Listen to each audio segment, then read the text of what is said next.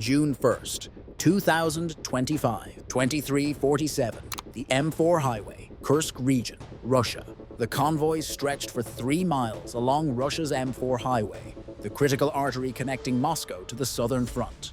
Over 200 vehicles crawling through the darkness.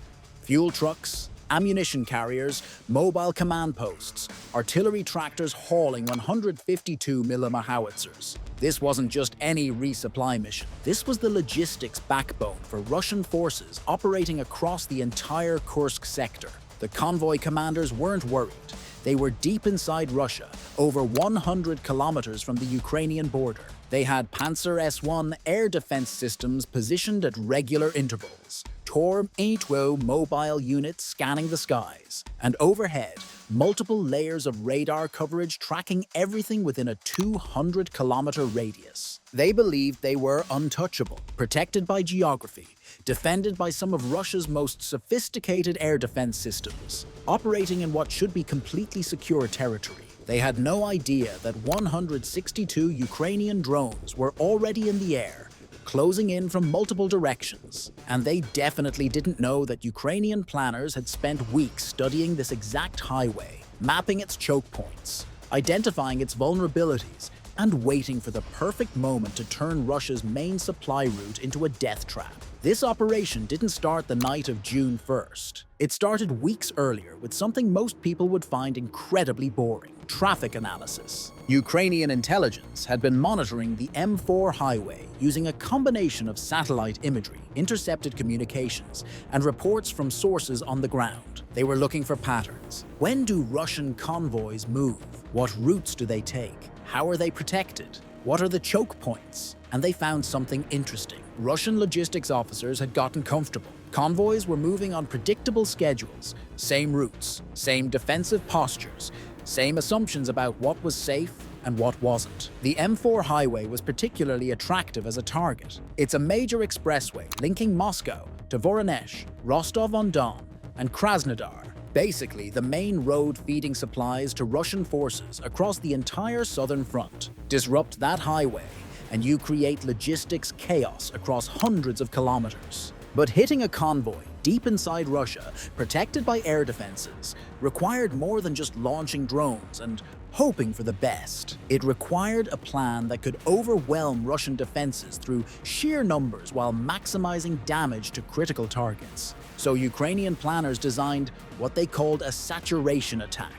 The idea: launch so many drones from so many directions that Russian air defenses simply can't engage them all. Some drones will get shot down, probably most of them, but enough will get through to achieve the mission. The drones Ukraine used for this operation weren't sophisticated military hardware. They were modified commercial quadcopters and fixed-wing platforms, each carrying warheads weighing around 50 kilograms, about 110 pounds of explosives. Think of them as flying IEDs. Each drone probably cost somewhere between $5,000 and $20,000 depending on the sophistication of the navigation system and the type of warhead. Compare that to the Pantsir missiles designed to shoot them down. Each missile costs approximately $250,000. The economic equation is brutal. Ukraine can afford to lose 10 drones to destroy one air defense missile, and once those air defense systems run out of ammunition, the remaining drones fly unopposed. But the real innovation wasn't the drones themselves. It was how they were employed. Ukrainian planners divided the 162 drones into multiple waves approaching from different directions. The first wave, about 60 drones, came from the west, flying low over the Ukrainian border, directly toward Kursk. These were the bait. Their job was to light up Russian air defenses, force them to reveal positions, and start burning through ammunition. The second wave, another 50 drones, approached from the southwest, targeting the Voronezh region. These drones were programmed to hit infrastructure, power lines, road junctions, anything that would create chaos and divert Russian attention. The third wave, the final 52 drones, took a longer route, looping north before turning south toward their targets. These were the real killers, timed to arrive after Russian air defenses had already engaged the first two waves. It's a classic military tactic called saturation and exploitation. Overwhelm the enemy's defenses with targets they can't ignore, then exploit the gaps that creates. 2350. Russian air defense operators in the Kursk region watched their screens light up with contacts. Dozens of them. Small, fast, coming from multiple vectors. The automated threat assessment system started categorizing targets. High priority, moderate priority, low priority. But with 60 contacts approaching simultaneously, the system was overwhelmed. Everything became high priority. The Pantsir-S1 operators did what they were trained to do. They started shooting. The first volley of missiles streaked into the night sky. Each Pantsir system can engage 4 targets simultaneously, and with multiple systems active across the region, the sky filled with missile contrails. Explosions rippled across the horizon as Ukrainian drones were intercepted and destroyed, one after another. Russian air defense was performing exactly as designed. But here's the problem. Every missile fired is one less missile available, and the drones kept coming. The ammunition problem, Russia's critical weakness. The Pantsir-S1 system carries 12 ready-to-fire missiles. After that, it needs to reload from a support vehicle, a process that takes several minutes and leaves the system defenseless. The Tor-M2 has a similar limitation, 16 missiles per launcher, then a reload cycle. Ukrainian planners knew these numbers. They'd studied Russian air defense doctrine. They knew exactly how many missiles each system could fire before running dry. And they'd launched more drones than Russia had immediately available missiles. It's simple math. If you launch 162 drones at air defense systems that collectively have maybe 80 to 100 ready missiles, some drones are getting through. It's not a question of if, it's a question of which ones. 0003. The highway goes dark. The second wave of drones approached the Voronezh region from the southwest. These weren't targeting the convoy directly. They were targeting infrastructure. Several drones dove on the power lines, running alongside the M-4 highway. The 50-kilogram warheads detonated on impact, severing the high-voltage cables. Sparks cascaded across the highway as the lines fell. One section of cable, still carrying current, landed directly across the roadway. The highway suddenly became impassable. The convoy ground to a halt. Brake lights stretched for miles as hundreds of vehicles bunched up, waiting for the obstruction to be cleared. And bunched-up vehicles make excellent targets. The decoy strategy, making Russia shoot at shadows. Not all 162 drones were carrying the same payload. Ukrainian engineers had gotten creative. Some drones carried full 50-kilogram warheads designed to destroy vehicles and infrastructure, but others, maybe a third of the total, carried much smaller charges, just enough to create an explosion and debris when shot down. These decoy drones served multiple purposes. They forced Russian air defenses to engage, burning through ammunition. When shot down, their debris created secondary chaos. Fires in residential areas, damaged buildings, more panic and confusion. The Russian air defense operators couldn't tell the difference. A drone is a drone on radar, so they shot at everything. Regional Governor Alexander Kinstein later reported that falling debris from destroyed drones sparked fires at several houses in the Kursk region and damaged private apartments. That wasn't accidental damage. That was part of the plan, creating multiple small crises that would overwhelm local emergency services and divert attention from the main targets. While Russian air defenses were busy engaging the first two waves and emergency services were responding to fires and downed power lines, the third wave of drones approached from the north. These 52 drones had taken the long route, staying low to avoid early detection, and they were arriving just as Russian air defense systems were running low on ammunition and starting their reload cycles. The targeting was specific, not random attacks, but precision strikes on high-value convoy elements. Fuel trucks. These are obvious targets. Hit one and you get spectacular secondary explosions that can take out multiple vehicles. Ammunition carriers. Same principle. One direct hit can trigger a chain reaction that destroys entire sections of convoy.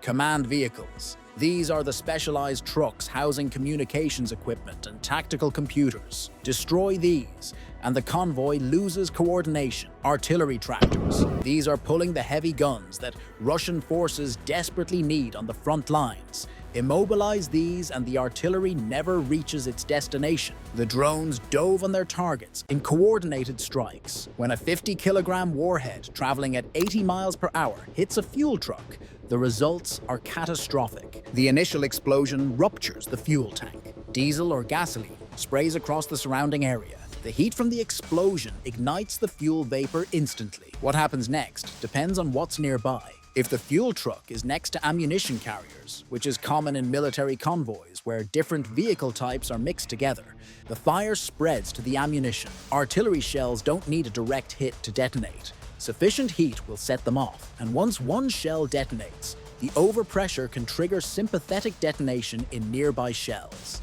A single drone hitting a single fuel truck can destroy 10 vehicles through secondary effects. That's the multiplier effect Ukrainian planners were counting on. By 00:30, the situation on the M-4 highway was chaos. Multiple sections of the convoy were burning. Power lines were down across the roadway. Emergency vehicles were trying to reach multiple fires simultaneously. Local fire departments, designed to handle maybe 1 or 2 incidents at a time, were completely overwhelmed. Regional Governor Alexander Gusev announced that a section of the highway was closed. No timeline for a reopening, just closed. And here's what that means strategically. The M4 highway is one of Russia's primary logistics routes. Close it, even temporarily, and you create a massive traffic jam that backs up for hundreds of kilometers. Supplies don't reach the front lines on time. Fuel deliveries are delayed. Ammunition shipments sit in warehouses instead of supporting combat operation. It's a logistics paralysis that ripples across the entire operational theater. Russian authorities reported destroying all 162 Ukrainian drones.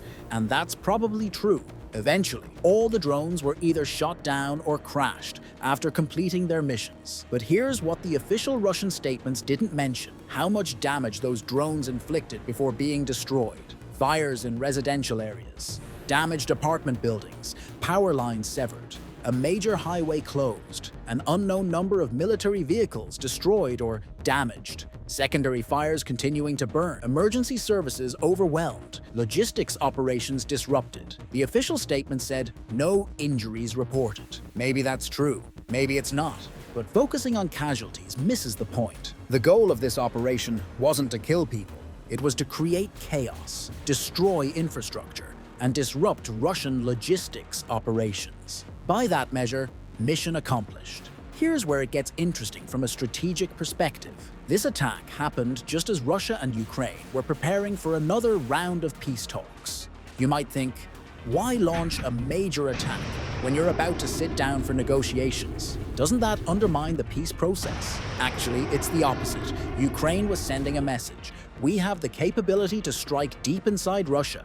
We have the resources to launch operations of this scale, and we're not negotiating from a position of weakness. It's diplomatic signaling through military action, demonstrating capability and resolve before sitting down at the negotiating table. Russia talks about peace while continuing military operations. Ukraine responds by showing that the war isn't confined to Ukrainian territory.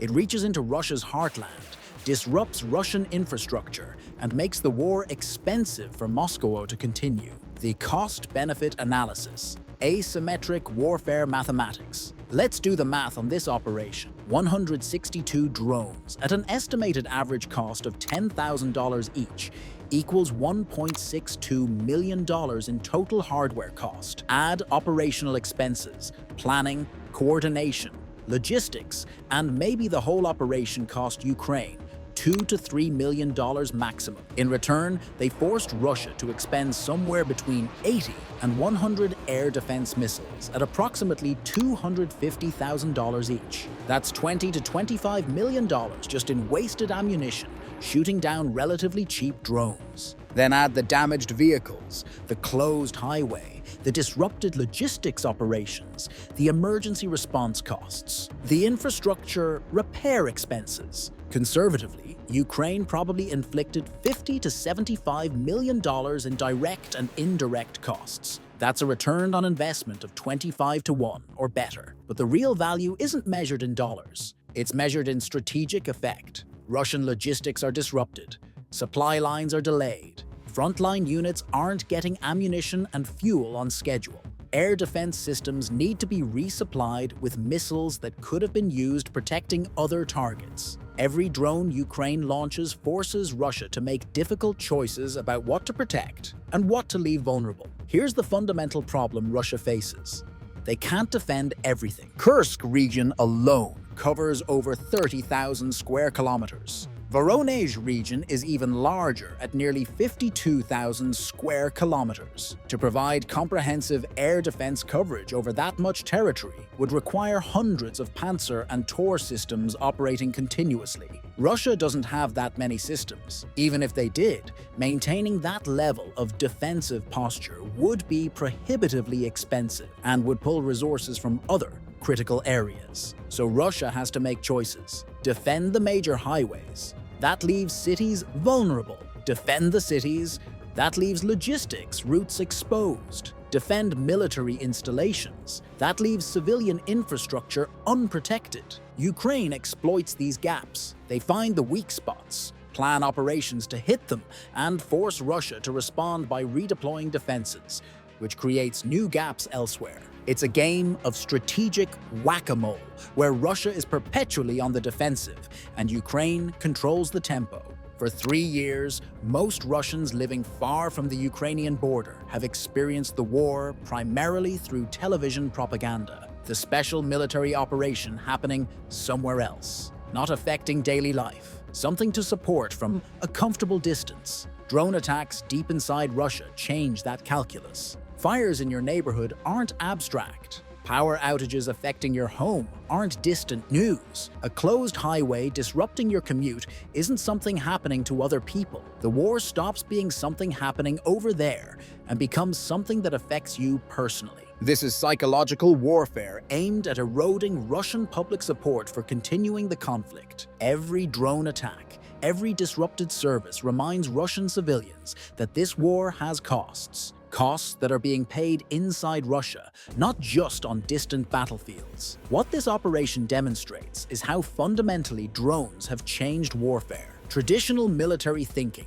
focused on expensive platforms operated by highly trained personnel, fighter jets costing $50 million each, flown by pilots who took years to train, cruise missiles costing $1 million each, systems where every loss was significant. Drones flip that equation. A $10,000 drone, operated by a technician with a few months of training, can achieve effects that previously required million-dollar weapon systems. And because drones are cheap and expendable, you can use them in ways that would be unthinkable with manned aircraft.